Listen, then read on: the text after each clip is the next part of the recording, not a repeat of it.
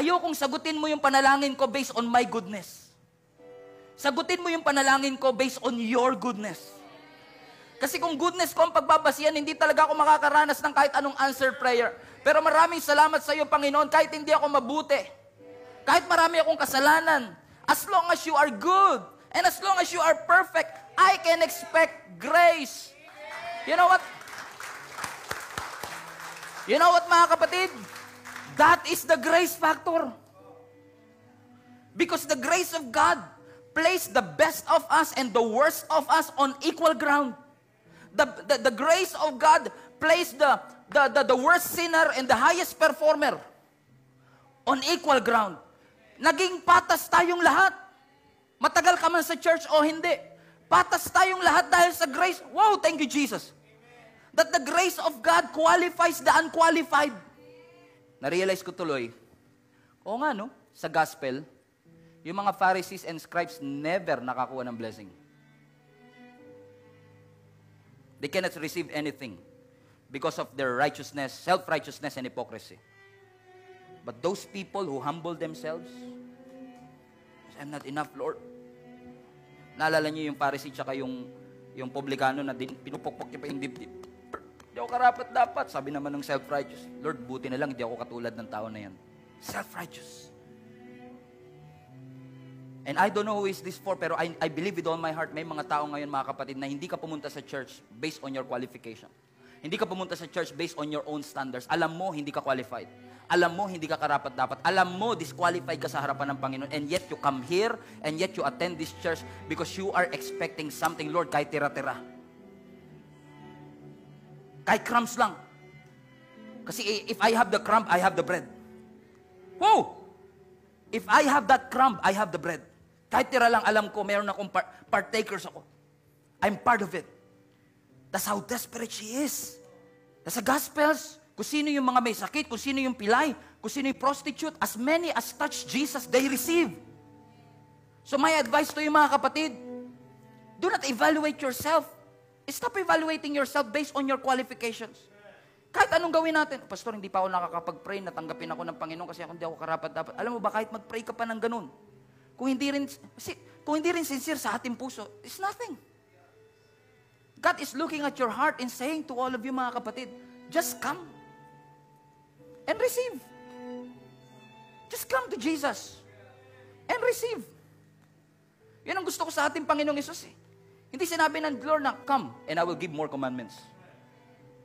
Napasin niyo si Jesus, sa gitna, naalala niyo yung mga disciples, nasa loob sila ng kwarto nila. Si Jesus, He rose again from the dead. Naalala niyo, 3 days after He was crucified, Jesus rose again from the dead. Takot silang lahat, nasa isang kwarto sila kasi alam nila sila susunod. And then sabi ng scripture, habang sila'y takot, Jesus appear in the midst of them. Ang unang word si Jesus, Shalom. Peace. What is He saying? I'm not here to ask you for more. I want to give you more. Receive. Come. Receive. Come and receive. Matthew 11:28. Come to Jesus, all of you who are weary and heavy laden. Konting hermeneutics lang. Alam niyo po ba yung sinasabi ng Matthew 11:28 na come to me, all of you who are tired, is actually in the Greek, tired of religion. Tired na kayo mag-perform, to be at your best with God. But alam mong hindi ka karapat-dapat, sabi ng Panginoon, okay, suko ka na. Suko ka na trying to pretend. Nagpe-pretend ka na holy, nagpe-pretend ka na matuwid. Come. I know you're tired.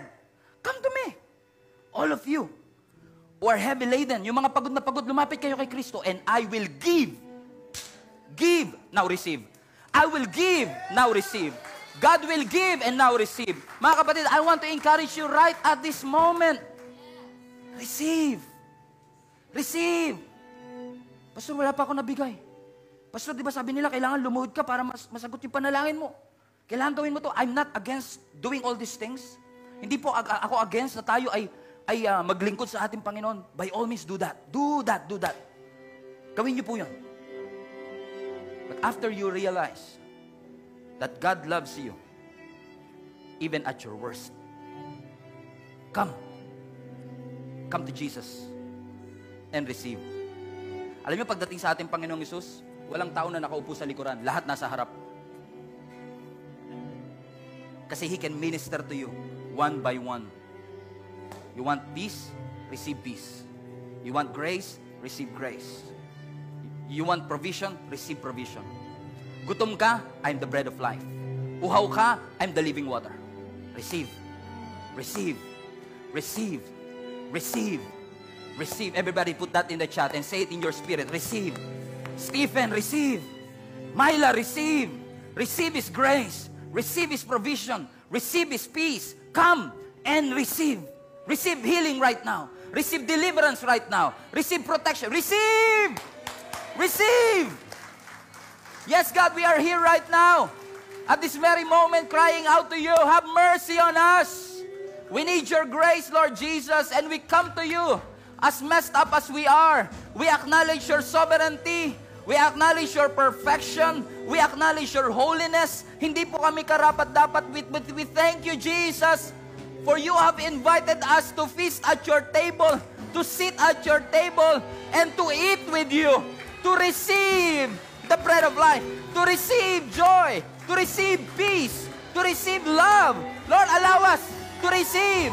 Lahat ng tao na kinondemn nila ang kanilang sarili, assure us, Lord God, that there is now therefore no condemnation for those who are in Christ. Allow them to receive the gift of righteousness. Allow them to receive the gift of joy, the gift of grace, the gift of love.